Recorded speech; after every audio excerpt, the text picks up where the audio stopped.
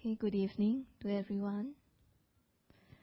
Okay, the topic for tonight is Buddhism and happiness. Now, happiness is something that every one of us wants, okay?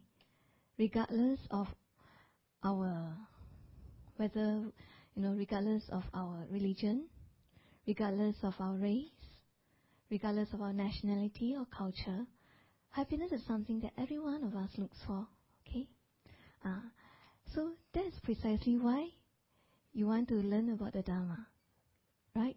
And that's why you are here today also, because the topic tonight is on Buddhism and happiness. You want to come to know what advice the Buddha has for us to be able to find happiness. So actually, the Buddha mentioned that there are 4 factors that are conducive for happiness in this world. Okay, that means there are 4 factors that are conducive to our happiness in this life. What are the 4 factors? The first factor is if one is skilled, okay, is skillful, is efficient, is earnest and energetic in whatever profession that he is engaged in, okay, and he knows it well. So the first factor is he has a skill, okay, he is skillful in whatever that he is doing, and not only that, not only he is skillful and efficient, he must be energetic, okay. For example, if you are a teacher, you must have certain skills. Okay, when people, they want to become a teacher, they go through the training, they are taught how to do classroom management, how to discipline the kids when they are in the classroom. Okay, they are taught how to teach the students. Okay, sometimes you may know the knowledge, but it may not be easy to teach the students. So you must know, must have the skills to teach the students. Okay. Then not only must you have the skill and must you be efficient in what you are doing, you must also be energetic. That means you must not be lazy. If let's say you are a very skillful teacher, but you are lazy, as the years go by, you tend to become lazy and you think that, don't need to give so many worksheets lah. You give so many worksheets, you have more markings at the end of the day. So never mind lah. So if one is lazy in his profession, even though he may have the skill, if he's lazy, he will not be able to do his work well. Okay? Yeah. And if he's not energetic in his work, he will not be able to get promotion. And in times of bad economy, he may be the first one to be retrenched. Okay? So the first factor is talking about skillfulness in our profession. Okay? So in whatever profession that we are in, we must have the skill and we must be energetic in doing it. So for people, nowadays with the new technologies, we have to continue to upgrade ourselves. Whatever skills that you have may not be enough. So from time to time, you still have to go for courses. You still have to attend courses to upgrade yourselves. For those people who don't know computer, they have to go for computer courses. Then for those people doing the auditing, accounts, all this, they have to go for courses every year. They have to know the regulations, because for corporate companies and for charitable organizations, it's different types of regulations. So although it's the same auditing work, but they must be updated about the most recent regulations, so that they are able to be efficient in their work. Okay, so they have to continue. For someone to be skillful in their job, they have to continue to upgrade their skills. So this is the first factor. The second factor is he should protect his income, which he has earned righteously. So having had a good livelihood, the first factor is with regard to livelihood. You must have a livelihood, you must have this skill, okay? Then whatever you earn, you must know how to protect your income. Okay? Our income is actually shared by 5 things. How do we say that it's shared by 5 things? We are not the only owner. Okay? It is our income runs the risk of being stolen. Okay? So it is shared by thieves. Okay? And then it is shared by fire. It can be burned. It can be destroyed by fire. Then it is shared by flood. Okay? Maybe not so much in Singapore. But in India, because this sutta is given 2,500 over years ago, and in India condition, they may not have a bank at that time, okay? And their living condition is very bad. So they can only keep their money at home. And in India, the rainy season is such that the house can be very flooded. Can be flooded to the waistline for weeks. And people can die during the rainy season because of this heavy flood. So one should know how to protect his income. Okay? And then the last one, the fourth factor that shares our wealth is our government. If we meet with a good government, it's okay. But if we meet with corrupted governments, they can just confiscate your income, okay, for no reason. Okay? And then the last one is unfilial children. Okay? This income that you earned so laboriously, save hardly, so with difficulties to save this income, if you do not know how to protect your income, okay, it may be squandered away within a few months by unfilial children. So that's why we must know how to protect our income. Okay? So, to protect our income, now we have bank. So it is safer to put our money in a bank. Okay? I heard of it's a real story. I heard of a millionaire. He really has had $1 million, okay, that he put inside, that he kept inside his house. Because he did not trust the bank. So he kept his $1 million in his house. And then he never go traveling. Why? He never go for holidays. Because he did not feel safe to travel. Okay? Because nobody to guard the money in his house. So he died. After that he died. With $1 million in his house. Because he did not want to save. He can't bear to spend the money. He's just happy with the fact that he has $1 million. Okay? But he can't bear to spend his money. So in a way, he's enslaved to the money. Because of this money, he could not go anywhere. He does not get to enjoy his wealth. So, by putting money in a house is not the best way to protect our income. Okay? We have to put our wealth in banks. But nowadays, if you put your wealth in just one bank, it may not be safe also. Right? What if the bank collapses? Okay? So it may be safer if you can put in different banks. Then some people, with their income, they invest the money. Okay? Yeah, this is good thing. But the thing is, you must not invest all your money. Like the recent economic crisis, many people lost their hard-earned life savings. Why? Because they thought it was safe. And then they invested all their life savings in these mini bonds. And then overnight, they just lost hundreds of thousands. Okay? So this is the thing. When we make investment, we don't make investments using all our money. We can make investment using part of our money. So even if we run a loss, okay, we will not lose everything. So this is the thing. We must know how to protect our income.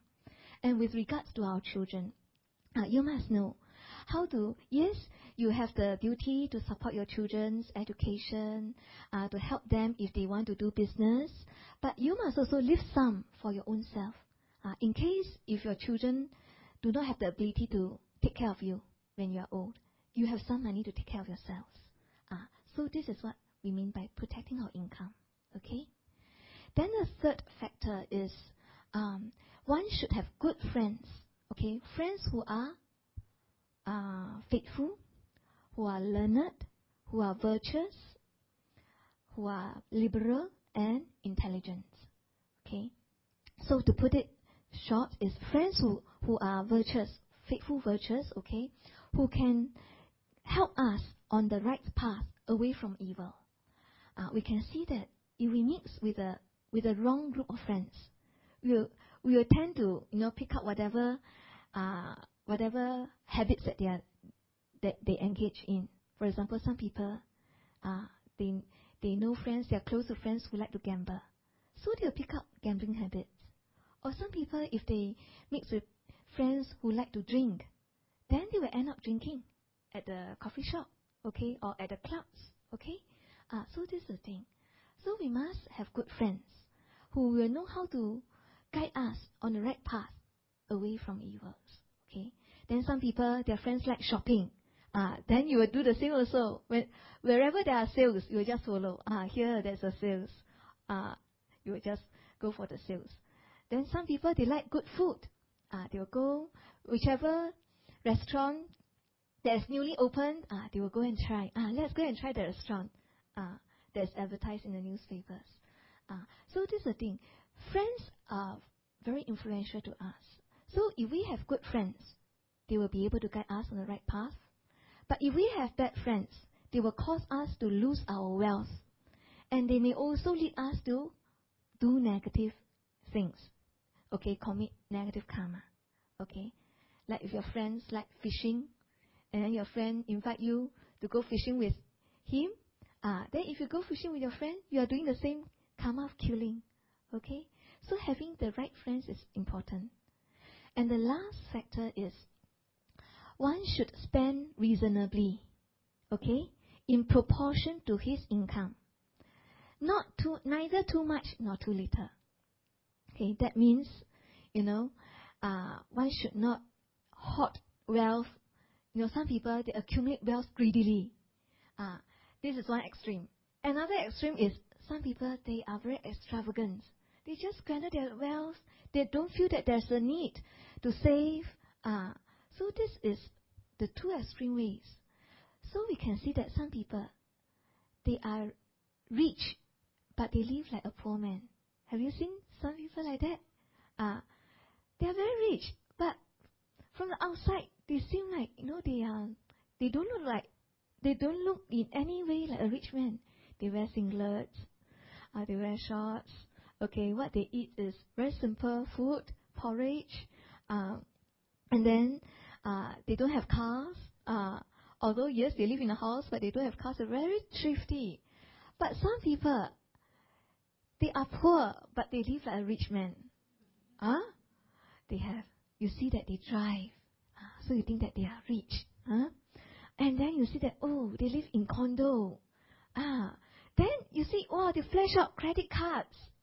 But actually they are loaded with debts. Now, this is not the way to live. Okay? So the Buddha advised, we have to spend reasonably. If you are rich, so reasonably in a sense that we spend proportionally to our income. If you have so much income, if you have this much, you can live a comfortable life, then live a comfortable life. Not to the extent of being extravagant, okay? But make yourself comfortable. It's not something bad, just that we don't be too extravagant, okay? But if we have that wealth, we can just make our life comfortable. It's okay. But if let's say you are very rich, like that millionaire, he's very rich, but he does not go holiday. Does not go for holidays. I'm sure you all go for holidays, right? But this poor millionaire, he never went on holidays. So he's not living proportionate. He's not living a life that is proportionate to his income. Okay? Yeah. Then likewise for a poor man who lives a rich man, it is a very difficult life. Although he tries to enjoy his life, but the thing is, he has to pay installments. The car that he's driving, he has not finished paying the installments yet. It's on installment. The condo also, the credit cards is heavily loaded with debts. That's not the right way. Okay. So if one has a skill, okay, is energetic in his profession, if he know how to protect his income, and if he has good friends, and if he spend his income reasonably, these four factors are conducive to happiness in this world, in this life. Okay? And when we look at these four factors, we can see that the first factor has to do with livelihood. The second factor, protection of income. And the fourth factor, to spend income reasonably, that has to do with wealth, to do with money. Okay? The third one is to do with good friends. Okay? Now, the Buddha is very compassionate. He does not stop at talking about factors conducive for happiness in this life. He also mentioned about certain virtues that we should cultivate in order to have happiness in our future lives. Okay? So these are the four virtues the Buddha said, okay, that is conducive for happiness in our future life. The first one is faith. Faith meaning that we must have the confidence and the faith that there is an enlightened one. Okay, that there is the Buddha, someone who is enlightened. Okay, and we can also be enlightened also, like him. Okay, the Buddha, he has gained enlightenment. Before he gained enlightenment, he is a human being, just like us. Okay, so he has gained enlightenment. We must have confidence that there is this enlightened being in this world, and we can also gain the same enlightenment by following what he taught. Okay? So if we have the faith in enlightenment, we will follow his teachings, and by practicing his teachings, we will be able to it will ensure our happiness, not only in this life, but in future lives. So the first factor is faith.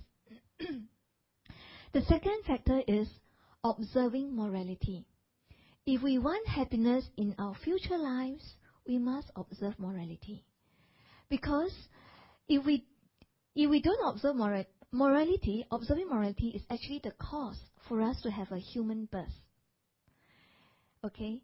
If we do good, if we do only the good karma, we will be able to get back this human birth again. Otherwise, we run the danger of being reborn in the lower realms, the realms of animals, hungry ghosts, and hell. Okay? So we have to observe morality. And the morality, we can use the 5 precepts as our guidelines. First is not to kill. Second is not to steal. Third is no sexual misconduct. Fourth is no lying. And fifth is no intoxication of drinks and drugs. Okay? Yeah. So actually, these 5 things, okay, if we abstain from these 5 things, okay, or we observe not to kill, we observe these 5 abstinences, okay, it is for our good. Because these actions, the committing of these 5 negative actions will only bring us suffering.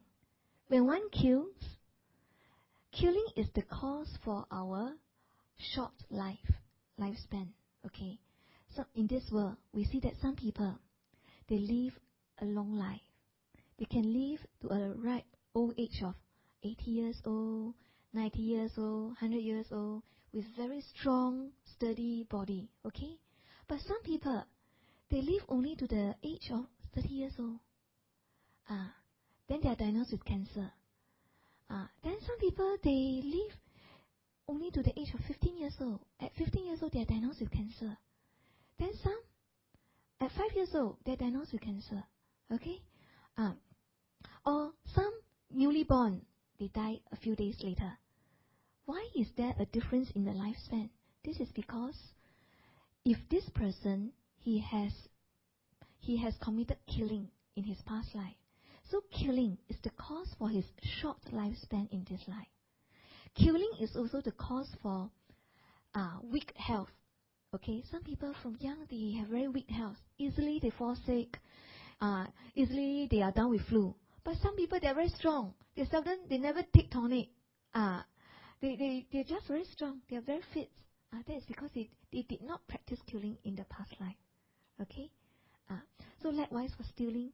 So all these 4 actions, killing, stealing, sexual misconduct, and lying, when one commits these 4 actions, depending on the gravity of the negative karma, Okay, one will be reborn in either the animal realm, hungry ghost realm, or the hell realm. Okay, and if they happen to get back a human birth, that means if he practiced killing, but it happened that his good karma ripens first, and in his immediate next birth, he is not reborn in the 3 lower realms, but he managed to get back a human body, then in this human birth, he experienced short lifespan, okay? Or he has a sickly body, okay? You understand? So all these negative actions have their consequences. So if we want happiness for our future lives, we abstain from these negative actions. So we observe morality. Okay. The third factor is generosity. So just now I say, if we observe morality, we will get back this human birth. We will become a human being again in our next birth. But to become a human being is not good enough, right? Some people, as a human being, they are born very poor. They are born in a poor family, and then although they work hard, they slog, but they can hardly save enough money. They just cannot become rich. That is because they have not practiced giving enough in their past life. So, in order for our happiness in our future lives, not only do we observe morality, we must also practice generosity. We must practice giving. Okay, some people, they don't know. They think that I will donate when I have a lot of money. I will donate when I strike lottery. Okay? But the thing is, if you don't donate money, you will not have the wealth. You may not even strike lottery. So people don't know the cost for wealth. They think that, oh, in order to be wealthy, I will work very hard. I will save up, okay? I will be very thrifty. But these are only conditions for us to accumulate wealth. But whether you have the cause to be wealthy is actually whether you have practiced giving. Okay? Some people, they are very thrifty. They work a few jobs. Okay? They save. They try to save. But at the end of the month, one child falls sick. Then the money that she saved, with much pains, go to the medical costs. Or at the end of the month, the fridge broke down, and you have to get another new fridge. There goes the money that you saved with much difficulty. You come back to eat this food. You cut down on your entertainments. You try to save. But if you don't have the merits to be wealthy, the money you can't keep. Whatever you save, somehow you have to spend it away. Somehow you cannot accumulate wealth. Okay? So we must understand that the cause for wealth is actually in generosity, in giving. In giving, it does not mean that you must give a lot. It's how happy you give, how willing you give. So generosity here is whereby we are, we are, we can give without attachment. Give with willingness. So if you have $10 and you give $5, you donate $5 happily, compared to another person, he has $200, okay, and he donated $100, but with much unwillingness. But he was thinking that, it is expected of him to give this much because he's known to be richer. So okay lah. It is expected that he has to give this much, so he gave, but with much unwillingness. So who has more merits? You giving $5 or he giving $100? Of course, it's you giving $5 because of your happiness, your joy in giving. So you accrue more merits. Okay. So this is the thing. We must practice generosity, giving within our means, and rejoicing in charity, rejoicing in giving without attachment. Now, if you give with attachment, it will not bring you much benefits. Okay. There was there was this millionaire during the Buddhist time. He was a millionaire, but he lived like a poor man. Okay, like what I have described to you just now. He wore a torn singlet, okay, and then he eats the sour porridge every day. He did not dare to spend the wealth on himself, even on his own comforts, okay. So when he died, he was childless. So when he died, the king took over all his wealth, and the king realized that, oh, actually this man is so wealthy. So this king is a Buddhist, or King Pasenadi. When he met the Buddha that day, so the king told the Buddha that, oh, today actually I went to this millionaire's house who had just passed away, and I realized that he has so much wealth. But when he was alive, no one knew that he was such a rich person.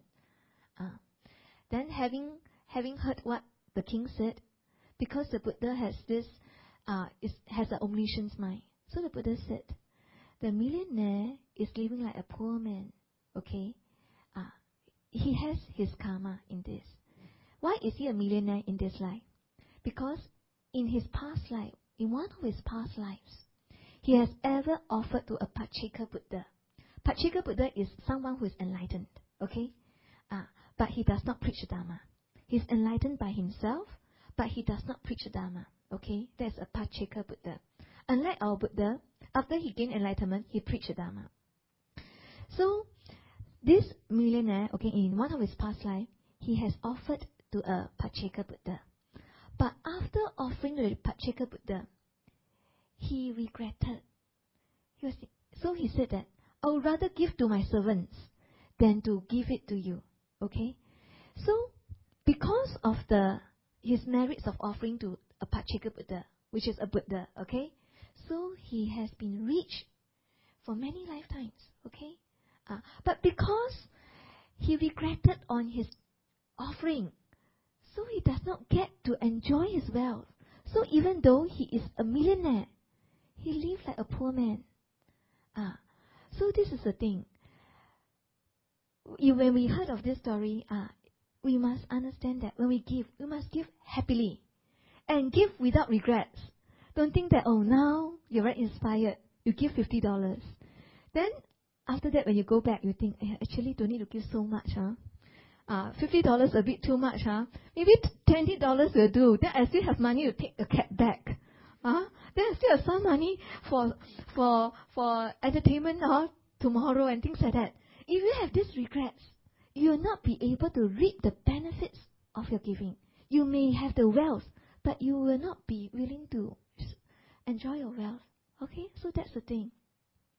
So that's why I say, it is not a matter of how much you give, but how happily and how willingly you give. If you have $100, but you are only happy to give $2, then just give $2 and be happy with that. Don't think that, hey, I have $100, I must try to give more. Never mind. Whatever amount that you are comfortable, just give that amount of money and rejoice in it, and you'll get the merits from it. Okay? And the last virtue to be cultivated is wisdom. Okay? Yeah, just now the first one is faith, second one is observing morality, third one is generosity, and the fourth one is faith. So when we have the first three factors, we will be able to get a human rebirth in our next life. And that a human being, okay, because of our generosity, we will be rich, we'll be able to live a comfortable life.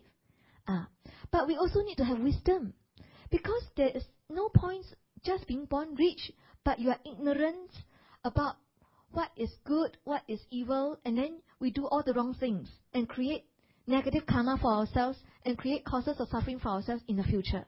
Okay, so we have to develop wisdom.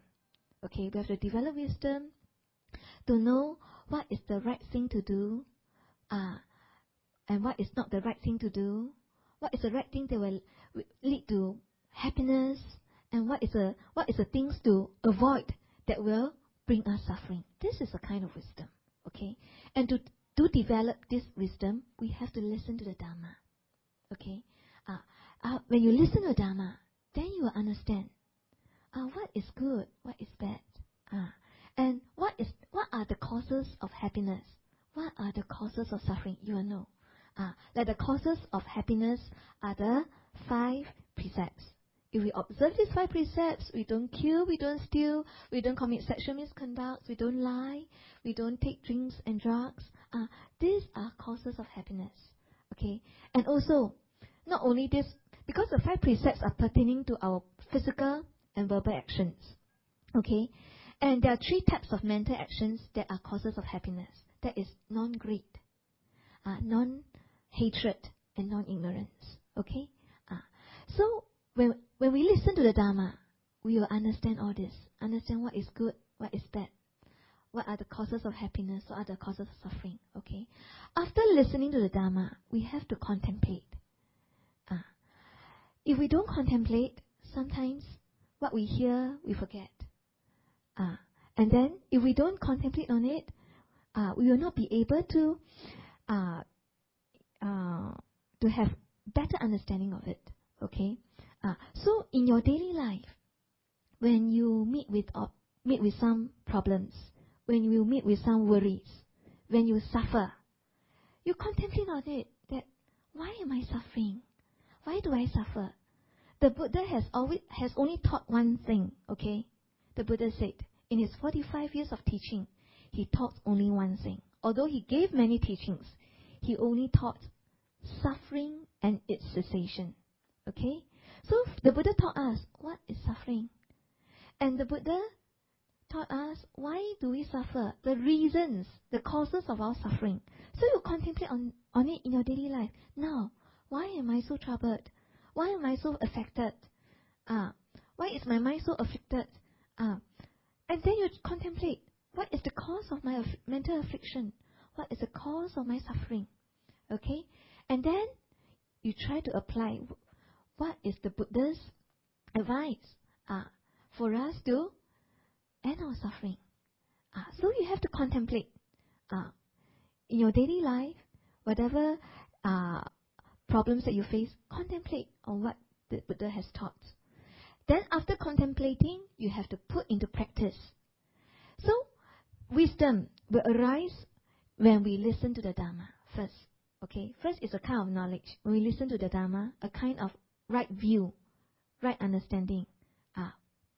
We achieve a kind of right view, right understanding. Okay? Then we have to contemplate in our daily life on the teachings. After listening to the teachings, we have to contemplate. As we contemplate, we will have more insights. We will develop more wisdom. And then we have to put into practice what we have listened, what we have contemplated. We have to put into practice. By putting into practice, more insights will arise in us. More understanding will arise in us. And we will be able to develop more wisdom. Okay? So wisdom is being developed in this way. Okay? Through listening to the Dharma, contemplating and practicing. Okay? So these are the 4 virtues that are conducive to our future lives. Now, so the Buddha said that actually as a lay person, there are 4 kinds of happiness that a lay person can enjoy. The first happiness is happiness that is derived from possession. Okay? What does it mean? That means when you own something. When you own something, it is a kind of happiness. For example, you own a car. By owning a car, there is happiness, right? By having money, like the millionaire, he just the thought that he has $1 million at home, it makes him happy. So there's happiness that is derived from possession. Compared to someone who does not have $1 million, he only have a few $100s in his bank. So or for some people, they don't have savings at all. So with no possessions, there is no happiness. He will not have the happiness that is derived from possessing. Understand? So the first kind of happiness that a lay person can enjoy is happiness derived from possession. The second kind of happiness is happiness that is derived from enjoyment of possession. If you have the wealth and you enjoy your wealth, then that is by enjoying your wealth, by spending the money that you have, that will give you joy. Right now, But some people, they only stop at the first kind of happiness. They're only happy with possessing. But they can't bear to spend the wealth on themselves or on their family members. Then they will not be able to enjoy the second kind of happiness that is derived from enjoyment or the consumption of the wealth or their possessions. Okay? Now, the third kind of happiness that a layperson can have is happiness that is derived from debtlessness. When you are free from debts. Okay? When you're free from debts, this thought that you're free from debts, it will make you happy because you don't owe anyone money. But if every month you owe the bank some money, every month you have to pay back the interest, you have to pay back some amount of money, you have to pay the installment of the car, you have to pay the installment of the flats and things like that, there is certain burden in your mind, am I right? Not. And if you accumulate debts on your credit cards, then you have to pay back and things like that. It is really a burden on your mind. Alright? So to be free from debts is a kind of happiness. Okay? So when you know that this is a kind of happiness, try not to land ourselves in debts. If you are already in debt, then try to pay back. Don't think that I can't, I don't have enough money to pay back. Now, if you can't pay back in full, at least try to pay back in small amounts, okay? Bit by bit, by installments. Don't try to evade. You can evade this life, but next life you have to pay back a few times more, okay? So this kind of thing, don't try to run away. Don't think that, never mind lah, he's my good friend now. He will not,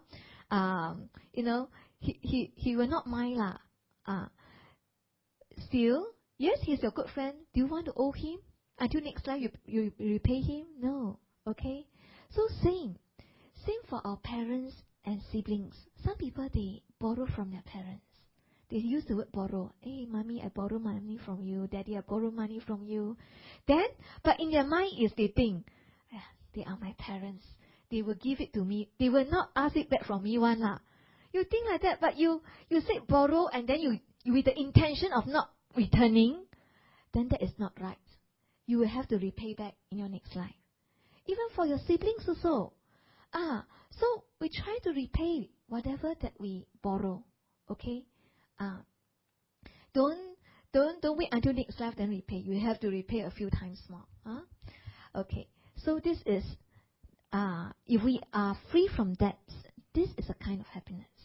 And then the last kind of happiness is the happiness that is derived from a righteous life, from righteousness.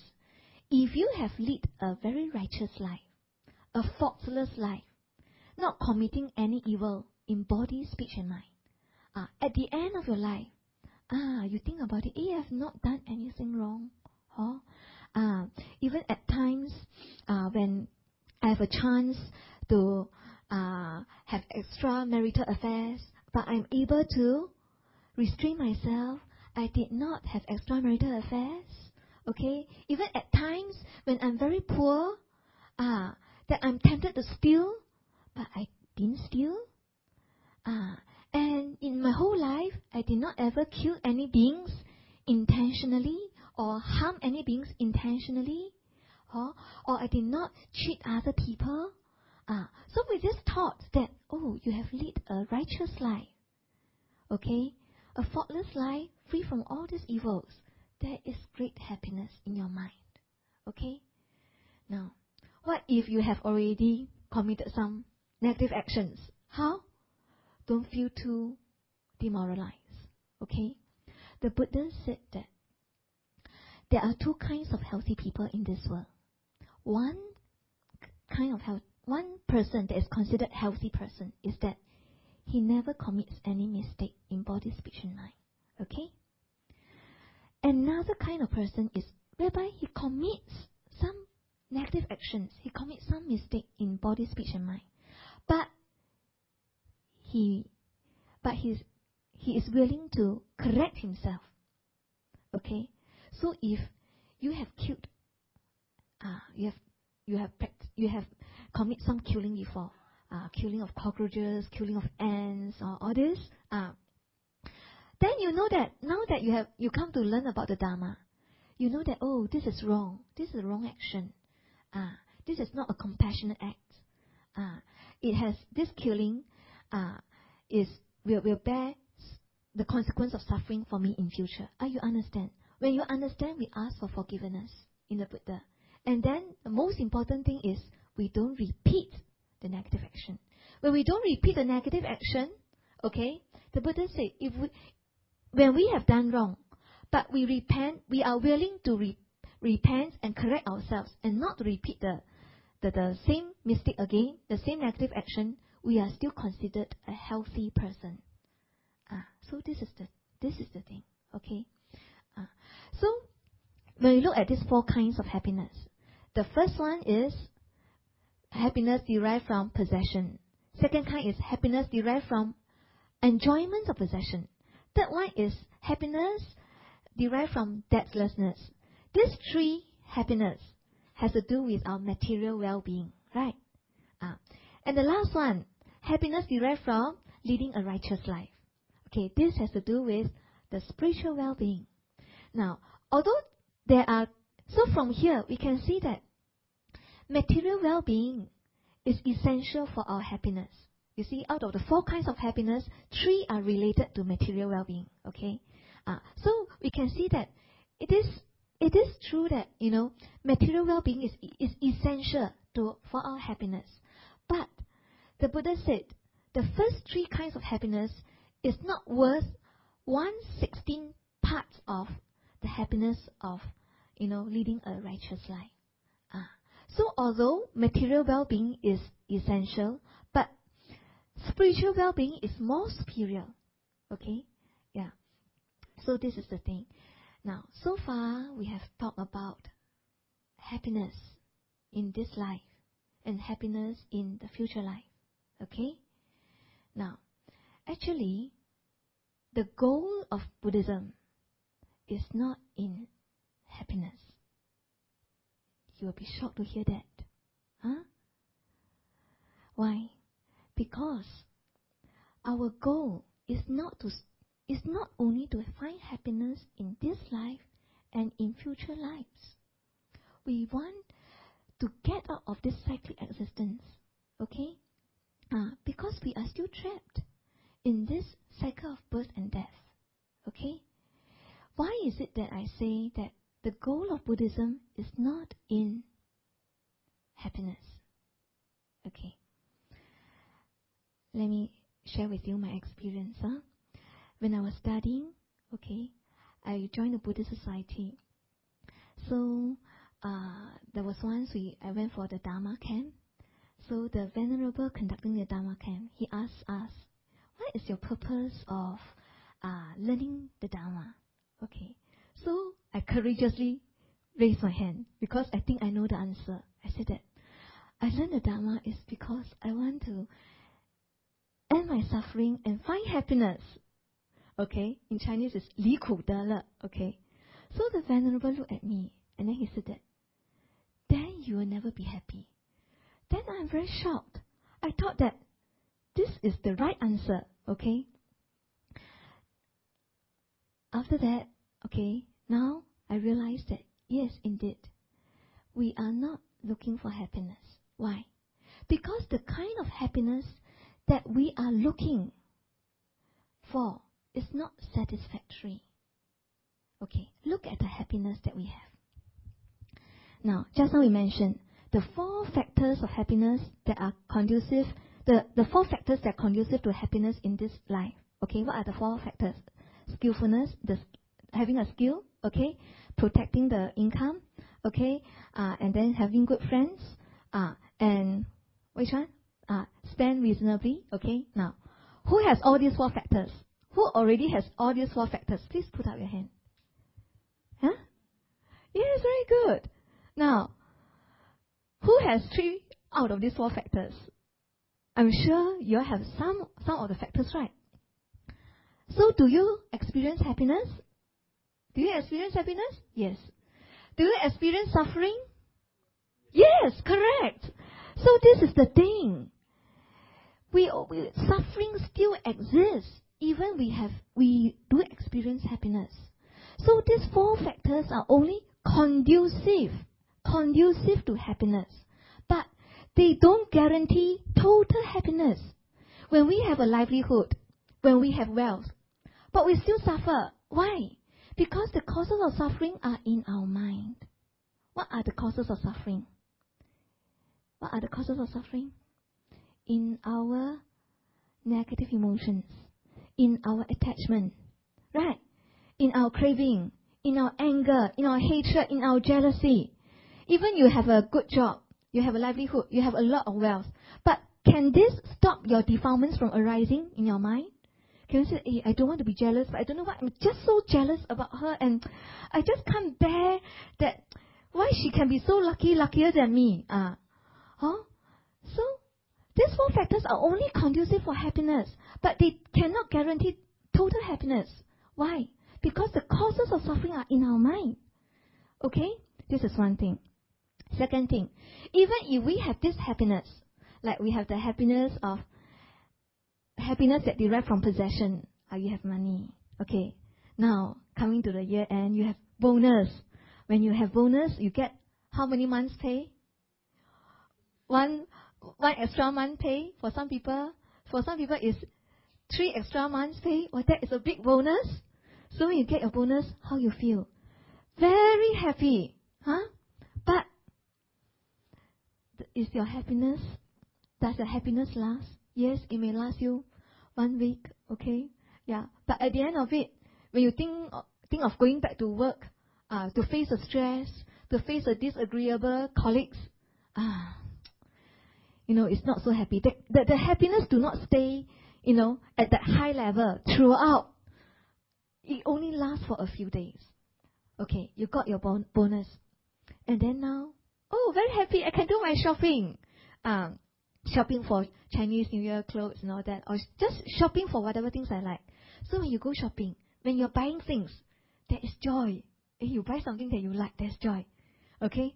But after that, does this kind of happiness stays in your mind? No. When you go back home, you feel a little bit tired. Then when you look at the things that you bought, actually you don't really need them. Then you have to find a place to store them. So you see, the happiness is, yes, there is happiness, but it's short-lived. Some people, they buy a condo. They're looking for a condo. They aim to buy a condo. When they finally bought a condo, that is happiness derived from possession. I have a condo. I can go swimming every day. So for the first week, she goes swimming every day. Okay? But after that, so tired already. So for the rest of the year, she never goes swimming anymore. So our happiness is only short-lived. Even from the happiness, from the consumption, from the enjoyments of possession, it also does not last. The first time you go swimming at your condo pool, so happy. Second time, not as happy as the first time. Right. The fifth time you go, just like that, lor. So you see, our happiness is very short-lived. So that's why the goal of Buddhism is not in happiness. Because this happiness that we are looking for, right, is actually very short-lived. It's very unsatisfactory. You cannot sustain it. At that moment, you are happy, but you can't sustain it. Even you may try to think of it being happy, but you can't sustain it. That is the nature of our world. Okay, everything is impermanent. Even this kind of happiness that we derive from our senses is impermanent. It's very short-lived. That's why it is not satisfactory. Okay. So actually, usually, okay, what we term as happiness is getting what we want. Okay.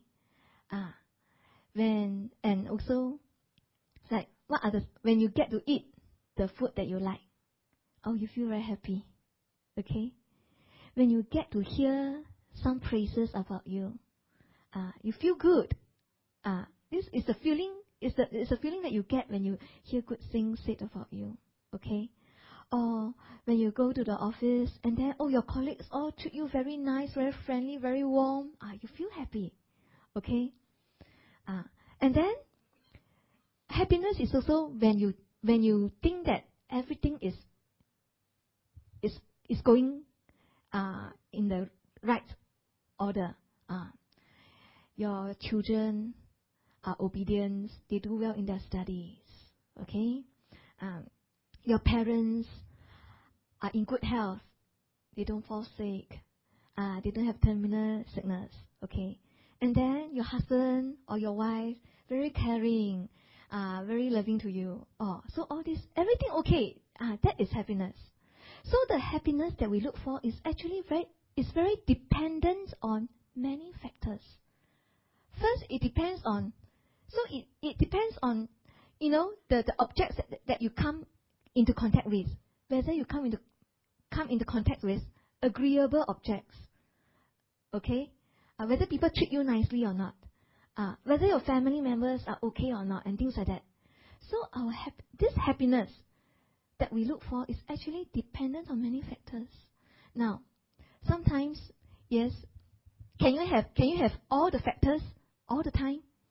Sometimes your colleagues treat you very nice, but when you go back, your wife nag at you, or when you go back, your children tell you that her teacher wants to see you tomorrow because she did not do well in her studies.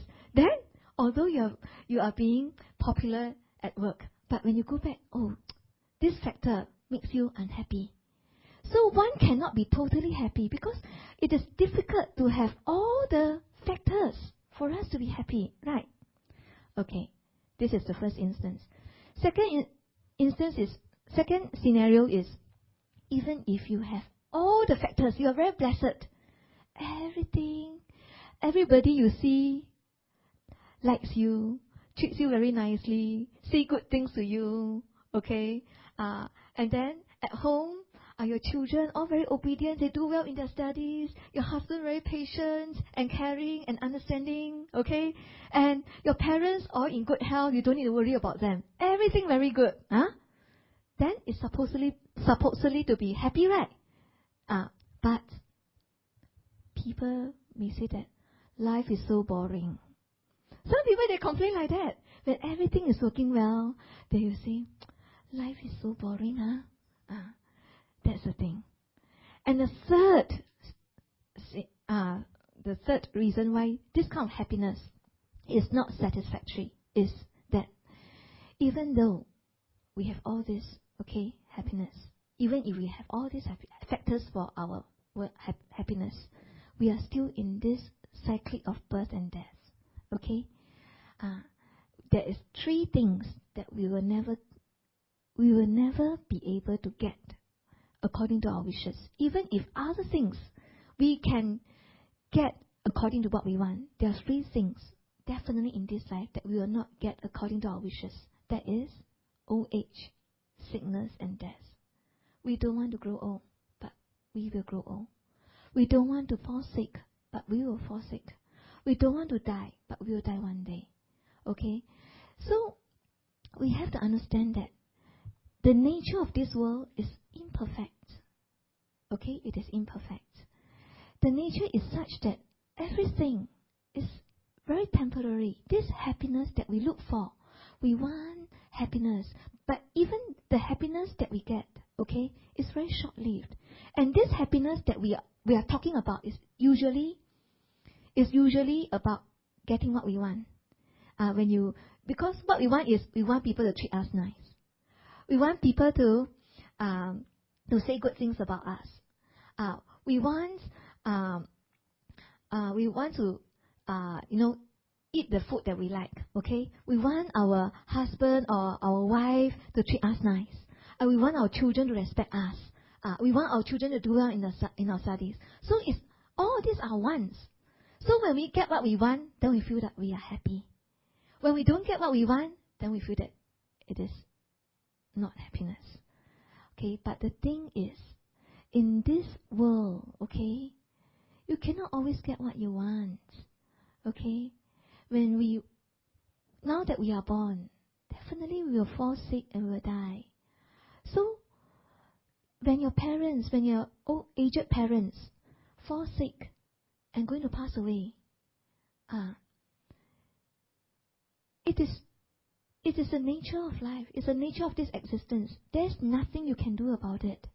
So if you can understand that this is the nature of this world, the nature of this existence, then you will not expect it to be otherwise. You will not expect that, you will not get so worried or so upset that, your parents are falling sick and they're going to die.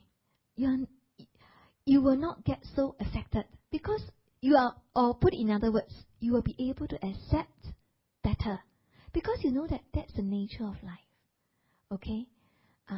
So, like what I said just now, this happiness, okay, the happiness that we common people talk about is actually about when we get what we want, we are happy. When we don't get what we want, we are unhappy. When people say bad things about us, when people are less friendly to us, we are not happy. Okay? But, so, the actual cause of unhappiness is actually in our wanting happiness. Because we want happiness. But in this existence, it is difficult to find happiness. Why? We will grow old, okay, we will fall sick, we will die, okay?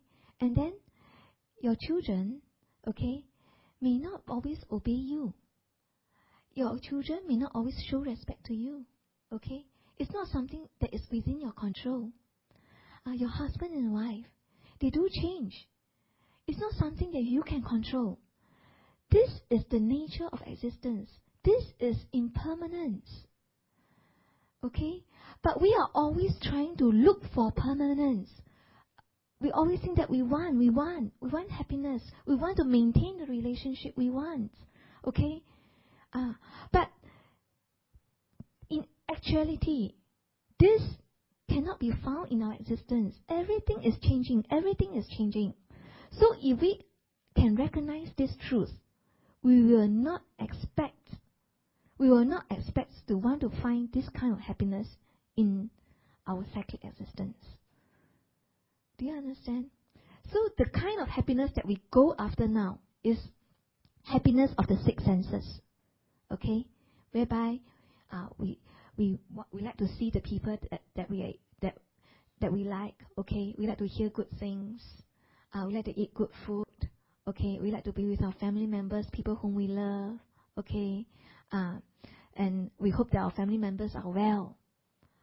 But in this existence, will our family members always be well? No. They are subject to old age, sickness and death. Okay? And will our six senses always be exposed to good things? No. Sometimes we'll come across disagreeable sense objects. Okay? So we must know that the kind of happiness that we try to look for in this existence, it does not exist. The so-called happiness that we look for is very short-lived. Okay, so it is not satisfactory. Okay? And why is it that we suffer? It's because we always have this one. We are always looking for happiness. That's why when I give the answer, I want to be free from suffering and to get happiness. So I have this want. I want to have happiness. That's why the Venerable told me that then you will never find happiness. Because happiness is not the nature of this existence. The nature of this existence is such that whatever happiness that we get is actually very short-lived. So it is actually not real happiness. Okay? So when we can recognize that it's actually our want for happiness that actually cause us suffering, that actually cause us not to be able to accept that our parents are growing old, that our parents are passing away, that our relationship with our spouse is not the same as before, that our children, after going to secondary school, they are not as obedient as before. When we expect it to be permanent, this expectation, this wanting, is actually the cause of our suffering. Okay? So when you can see that, when you can see this, and you can let go of this wanting, when you can let go of this wanting for happiness, let go of this grasping, and just accept whatever conditions that you are in. Just accept. Oh, now that your parents 80 years already, now down with cancer, you are able to accept, yeah, this is the nature of life. And then they are going to pass away. You are able to accept, yes, this is the nature of life. And if ever your spouse meet with another girl or another man, okay, at work, and then the relationship change, you are able to accept. Although you all have been together for 20 years, 30 years, but you are able to accept because you know, yes, this is the nature of life.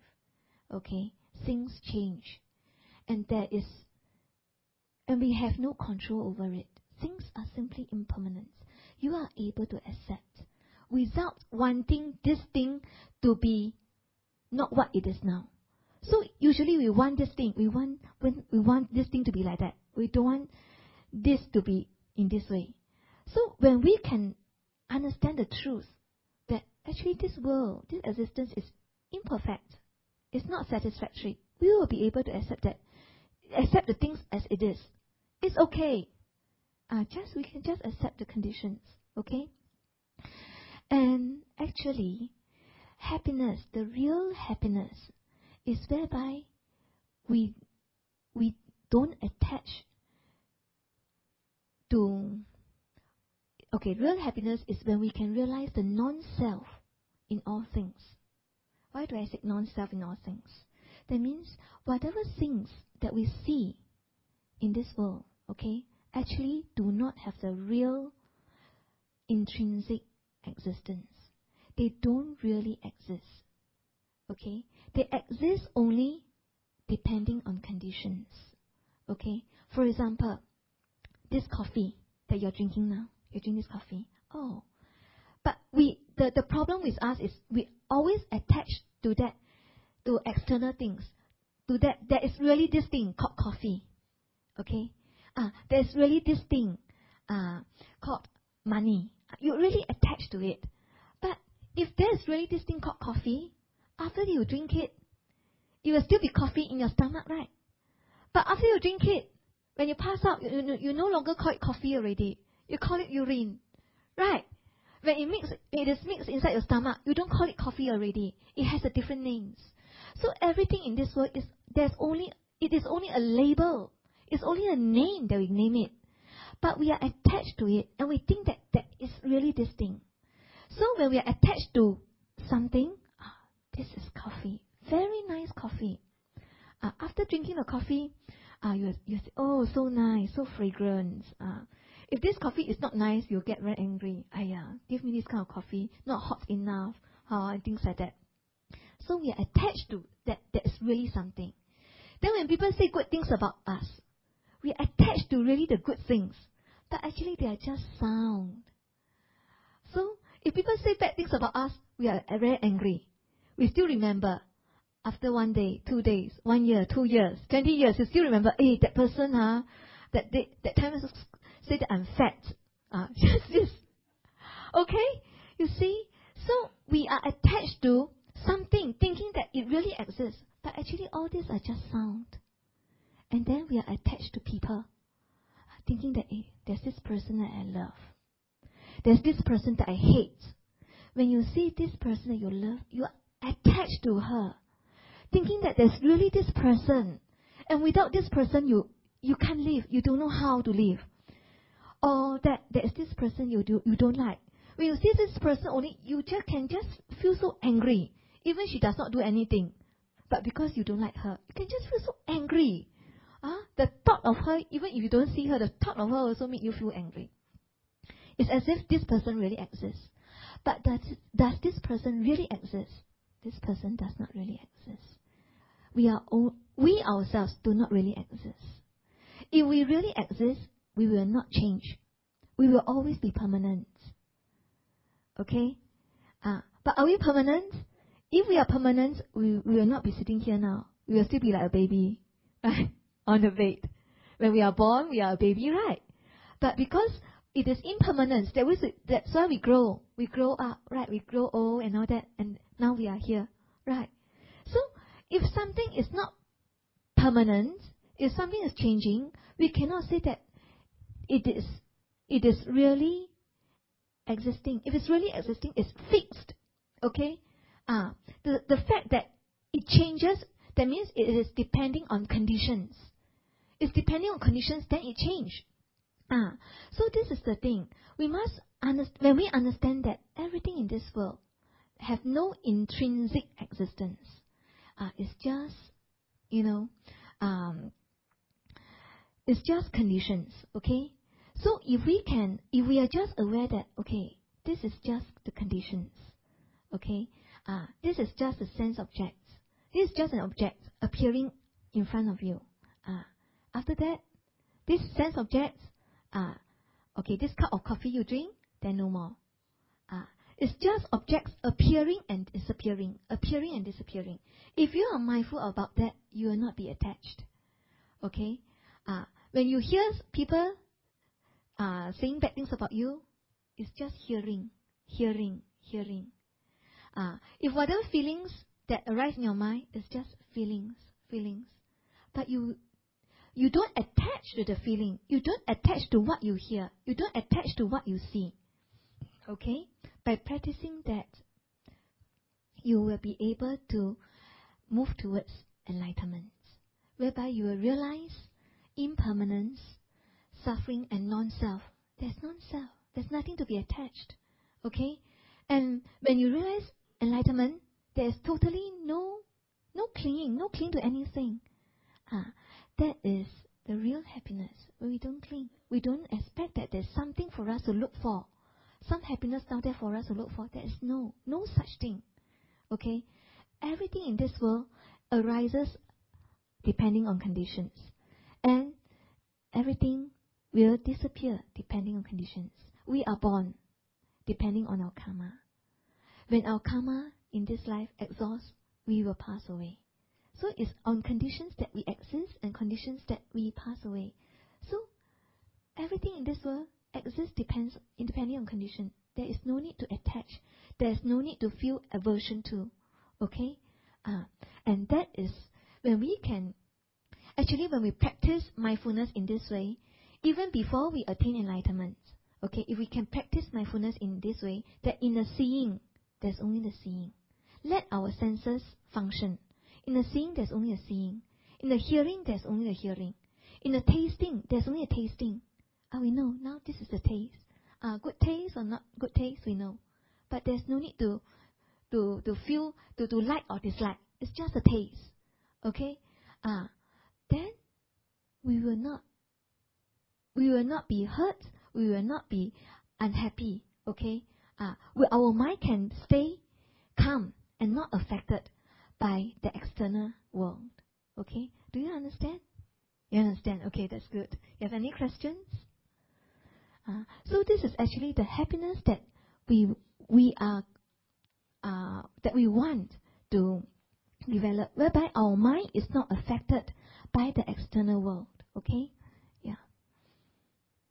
Question? Any questions? Take the mic. Speak to the mic so the rest can hear you. Okay, we'll try to end at 9:20. Okay. Hi, Venerable. Yes. I actually have a question. Yes. If let's say I borrow something from a person, but the person say, it's okay, you can have it. Yes. Actually, I was wondering, do I need to repay? If the person say it's okay, you can have it, then it's okay. Then you can keep it. Because you have his permission. Okay? Got it. Yeah. But if he never say that, then you cannot take for granted that, he did not chase you for it, then it's okay. Cannot. Huh? Any other questions? Yes. Gary? Thank you, Venerable, for the very inspiring talk. Thank you. This time I mentioned, I think, regarding money and happiness. Yes. Some years ago, I was in Myanmar with a tour guide. I just go on my own. And the tour guide looked at me and he said, "Why you're not happy?" And he said, "We are very happy." And he just wearing a sarong and carry a kind of bag, cloth bag. Yes. And I don't know why he can say that, but I think from the conversation I had with him, it seems that for that country, the Myanmar, they got no much money and yet they are happy. Yes. But in Singapore, we have more money than them, but not happy. Yes. And recently, Dr. Ang Bing Chiu, he came from Bhutan. He said, "Hey Jerry, you should go." I said, "Why?" He said, "The people there are also happy." And I know Bhutan is not a very rich country. So does money equal happiness? So money definitely does not equal happiness. That's why, when we compare the 4 kinds of happiness, okay, the first 3 kinds of happiness has to do with material well-being. The last kind is with the spiritual well-being. And when we compare this material well-being and spiritual well-being, okay, if we have material well-being without the spiritual well-being, we may not be happy, okay? But when we have spiritual well-being, but not so much of the material well-being, we can still be happy. So, like example that you say, the tour guide in Myanmar and the people in Bhutan, their countries are not so developed countries, but because they are contented with their life, okay, because of the contentment in their life, they are happy. They don't have this so much craving like us, that we want this, we want that. We think the happiness is in possessing, in having this thing, in having that thing. So they are contented. That's why they are able to be happy. Okay? So wealth does not equate happiness. Okay? Though it is essential for happiness, it is conducive for happiness, but it does not equate happiness. Oh? Yeah. Okay, any other questions? Yes. Oh, okay.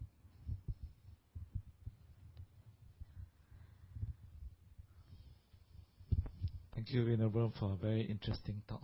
Okay, thank you. I think I particularly like your last part where you say that we try to be detached, Yes. I mean, you just observe that whether this is good or this is bad, whether it's a happy occasion or unhappy occasion. But the difficulty I think that we may face is that sometimes in a happy occasion, you try to be detached. Then in an unhappy occasion, again you try to be detached, and we don't express our feelings. And then that might be misconstrued that you are a very unfeeling person. Okay. Actually, so there are 2 kinds of happiness, if I want to summarize my talk, okay. First is the ordinary kind of happiness. The ordinary kind of happiness has a lot to do with getting what we want. Okay, when we get what we want, we are happy. When people treat us nicely, we are happy. When we want certain things to be in a certain way, we are happy. Okay, but this is not the kind of happiness that we are looking for. That is real happiness. Okay, in Buddhism, because we understand that the truth is that in this cyclic existence, there is no real happiness. No real happiness in the sense that the so-called happiness do not last. So such happiness that do not last is not real happiness. And when we understand the truth that there is non-self in things, when we can understand that there is non-self in all things, and we can just observe things, just observing things arising, disappearing, arising, disappearing, and your mind is not affected, that is the way to real happiness. That is the way to Nibbana, whereby your mind is not affected. You can see things arising. You can see emotions arising, falling, arising, falling. You can see these objects. Now you see these objects. Your reaction towards these objects. But you don't cling on. Okay? And then it falls away. You just maintain mindfulness. Okay? Now, so just now you're mentioning that that is like we are unfeeling person. Actually, feeling is one of the 5 aggregates that make up this I. There are 5 things that make up this so-called matter, this body. The second one is feeling. The third one is perception. The fourth one is mental formation. Mental formation means all our mental activities. Okay? The fifth one is consciousness. So, we definitely have feeling. We cannot do away with feeling. And it is actually this feeling that gives us a lot of problem. Because we feel, right? Pleasant feeling, unpleasant feeling. For pleasant feeling, oh, we're happy. Naturally, we attached. We want to prolong the pleasant feeling. We crave for the pleasant feeling. Then, unpleasant feeling, we have this rejection. We don't like. We want to push it away. We want to remove. Okay? If we have no feeling, that is better. Okay? But no, because we have feeling. So we are always reacting to our feelings. When people say something that we don't like, we react already. Why you say like that? Huh? There's feeling already. When people say something we like, oh, we feel so happy.